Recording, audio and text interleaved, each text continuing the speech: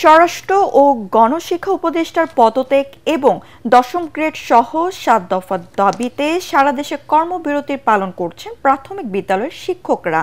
এতে বন্ধ হয়ে গেছে শিক্ষা কার্যক্রম।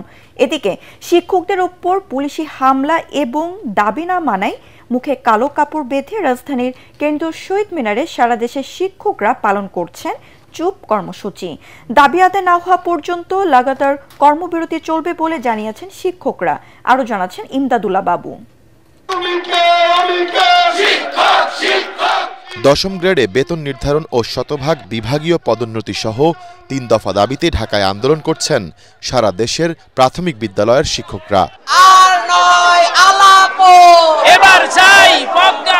রোববার পূর্ব ঘোষণা অনুযায়ী দেশের বিভিন্ন স্থান থেকে কেন্দ্রীয় শহীদ মিনারে জড়ো হন প্রাথমিক বিদ্যালয়ের হাজারো শিক্ষক। এ সময় ৩ দফা দাবি দ্রুত পূরণের পাশাপাশি শাহবাগে শিক্ষকদের উপর পুলিশের হামলার ঘটনায় স্বরাষ্ট্র ও প্রাথমিক শিক্ষা উপদেষ্টার পদত্যাগ দাবি করেন তারা। পুলিশ বাহিনীকে আমরা শনাক্ত করে তাদের চাকরি থেকে বরখাস্ত করার জন্য দৃষ্টি আকর্ষণ করছি। প্রশাসন যে অত্যাচার করেছে এইটার প্রতিবাদে আমরা লাগাতার কর্মসূচি চালিয়ে যাব। সরকার মেনে নেন তাহলে আমরা এখনই মার্চে চলে যাব, কিন্তু দাবি মেনে না নেওয়া পর্যন্ত আমাদের আন্দোলন চলবে।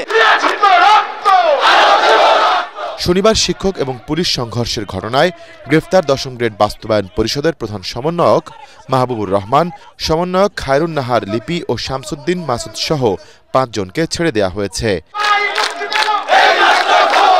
ছাড়া পাওয়ার পর তারাও এসে যোগ দেন কর্মসূচিতে।